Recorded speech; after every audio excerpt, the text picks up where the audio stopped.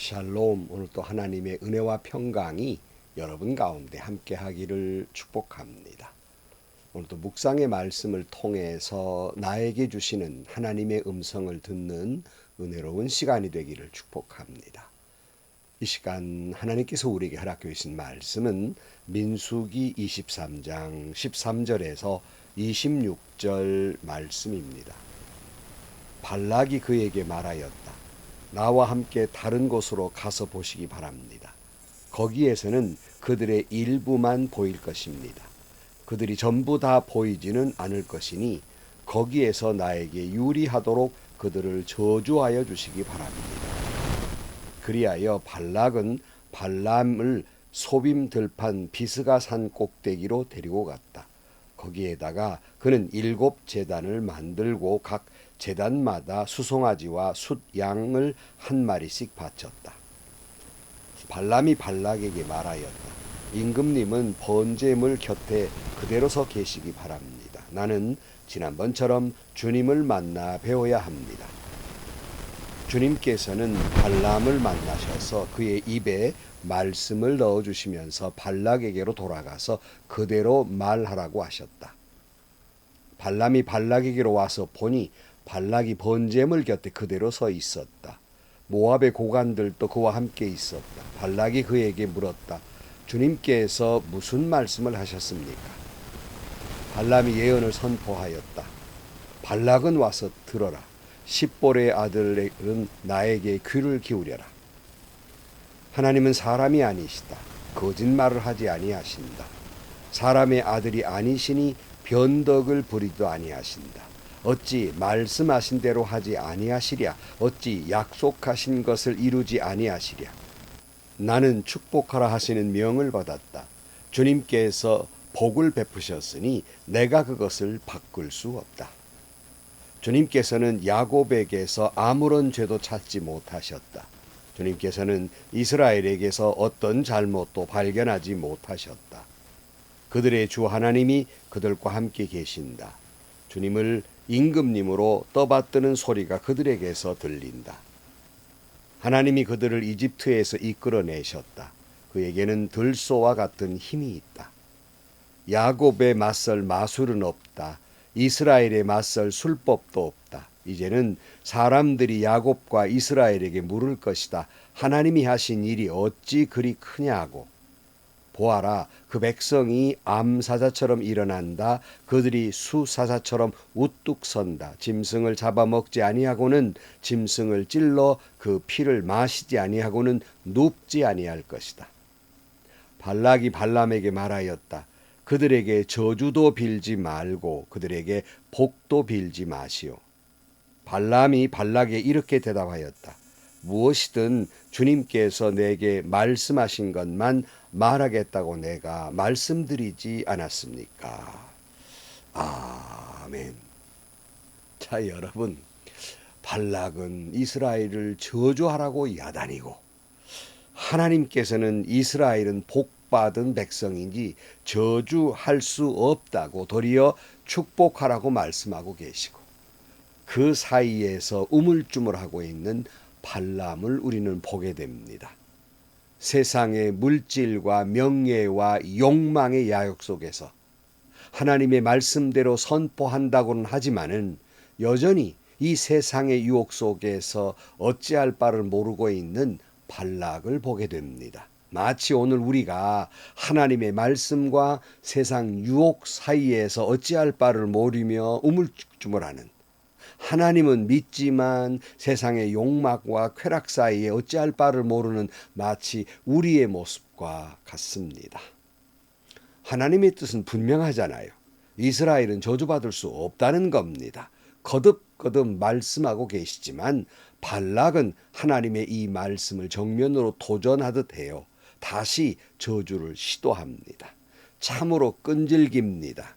저는 늘 의문을 가지고 있어요. 어떻게 사람의 선한 영향력은 쉽게 포기되는데 어떻게 이 악한 영향력은 그렇게 쓴뿌리가 깊어서 계속해서 어찌 보면 대를 위해 행사하고 있어요.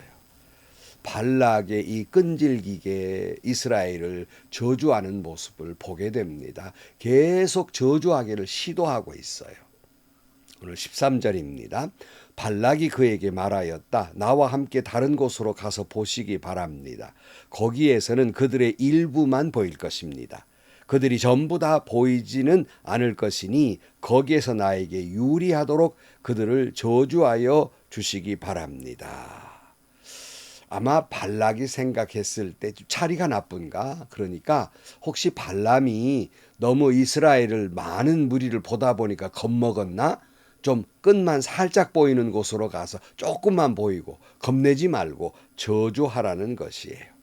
근데 여러분 참 화나는 것은 발람은 하나님의 뜻을 분명히 알고 있음에도 불구하고 발락이나 발람이나 똑같아요. 이 발락에 질질 끌려다니고 있는 모습을 봅니다. 마치 우리가 하나님의 뜻이 아닌 걸 뻔히 알면서 내 고집과 내 욕망과 욕심 때문에 사탄에게 질질 끌려다니는 것과 같은 모습이에요. 사랑하는 성도 여러분, 단칼에 잘라야 합니다. 모양이라도 버려야 돼요. 악한 것은 이름도 거명하서는 안 됩니다. 그러지 않으면 계속 악한 영향력 속에서 끌려다녀요. 어떤 사람은 내가 비록 그러지만 절대로 이 악한 영향력 이번 한 번뿐이지 끌려다니지 않을 것이다. 아니요. 사탄이 만만한 존재, 한 번 기회를 잡으면 우리를 악한 구렁텅이에 빠뜨리는데 놓치지 않습니다. 계속 유혹합니다. 그러나 하나님은 또다시 발람에게 말씀해요. 참 우리가 또 여기서 의문이 생기잖아요. 어떻게 번번이 하나님의 뜻을 어기고 말은 하지만 이 어줍지 않은 우물쭈물하고 있는 발람에게 하나님은 계속 말씀하고 계실까? 사실 여러분 우리도 마찬가지예요. 우리의 직분을 받고 일하는 것은 우리가 발람 같은 사람보다 훌륭해서가 아닙니다. 어찌 보면 우리는 발람보다 못하기도 하고 참 어찌 보면 가룟 유다보다 더 못난 부분들이 있을 것입니다. 그럼에도 불구하고 하나님이 나를 사랑하셔서 하나님의 강력한 은혜와 사랑의 역사로 우리가 하나님의 일을 하고 있을 뿐입니다. 다시 말씀드립니다. 오직 하나님의 은혜일 뿐입니다. 그러므로 우리는 하나님 앞에 자랑할 것도 없고 내세울 것도 없는 것임을 잊지 말아야 돼요. 이것을 잊고 살기에 직분을 받고서 3년이 못 돼서 금세 교만해져요. 그리고는 숨겨두었던 재성질 다 부리고 숨겨둔 악한 모습과 발톱을 드러내는 거예요. 그래서 사람들이 저분이 직분 받기 전에는 안 저런 분이었는데 왜 직분 받고 저렇게 변했나? 긍정적으로 변한다면 얼마나 좋겠습니까? 근데 대부분이 부정적으로 변한단 말이에요. 직분 가졌습니까? 자신을 되돌아보십시오. 13절입니다. 발람이 예언을 선포하였다. 발락은 와서 들어라. 십볼의 아들은 나에게 귀를 기울여라. 하나님은 사람이 아니시다. 거짓말을 하지 아니하신다. 사람의 아들이 아니시니 변덕을 부리지도 아니하신다. 어찌 말씀하신 대로 하지 아니하시랴. 어찌 약속하신 것을 이루지 아니하시랴. 지금 하나님이 발람을 통해서 발락에게 주시는 말씀이 뭐지요? 한마디로 하나님은 신실하신 하나님이라는 거예요. 사람이 아니시단 말은 사람처럼 변덕을 부려서 이 말했다 저 말했다 하는 것이 아니라 하나님은 한 번 약속하신 것은 반드시 지키시고 이루시는 하나님이시라는 거예요. 여러분 믿음이라는 게 뭐예요? 뭘 믿고 가세요? 하나님의 약속을 믿고 가는 거 아닙니까? 그런데 만약 하나님이 조속변이에요. 신실하지 못해요. 사람처럼 변덕을 부려요. 그럼 그 사람 어떻게 그를 믿겠습니까? 믿고 가겠습니까? 그러나 우리 하나님은 신실한 하나님이에요. 끝까지 약속을 지키시는 하나님이십니다. 그래서 이렇게 말씀하고 있어요. 20절 말씀에 보면 나는 축복하라 하시는 명을 받았다. 주님께서 복을 베푸셨으니 내가 그것을 바꿀 수 없다. 인간이 하나님이 한번 복 주시겠다고 하면 끝까지 가시기 때문에 사람이 무슨 어줍지 않은 저주한다고 바뀌지 않는다는 말씀입니다. 이런 진실하신 하나님이 이스라엘에게 복을 베푸셨으니 인간이 저주로 바꿀 수 없는 노릇입니다. 그러기에 이스라엘은 저주할 수 없는 존재가 아니라 저주받을 수 없는 존재예요. 즉 오늘 우리에게 하나님은 복을 베풀어 주셨습니다. 이것은 불변이라는 거예요. 결코 우리도 역시 저주받을 수 없는 존재라는 말씀이에요. 하나님은 다음과 같이 말씀하고 있어요. 21절입니다. 주님께서는 야곱에게 아무런 죄도 찾지 못하셨다. 주님께서는 이스라엘에게 어떤 잘못도 발견하지 못하셨다. 그들의 주 하나님이 그들과 함께 계신다. 주님을 임금으로 떠받드는 소리가 그들에게서 들린다. 하나님이 그들을 이집트에서 이끌어내셨다. 그에게는 들소와 같은 힘이 있다. 야곱에 맞설 마술은 없다. 이스라엘에게 맞설 술법도 없다. 이제는 사람들이 야곱과 이스라엘에게 물을 것이다. 하나님이 하시는 일이 어찌 그리 크냐. 보아라. 그 백성이 암사자처럼 일어난다. 그들이 수사자처럼 우뚝 선다.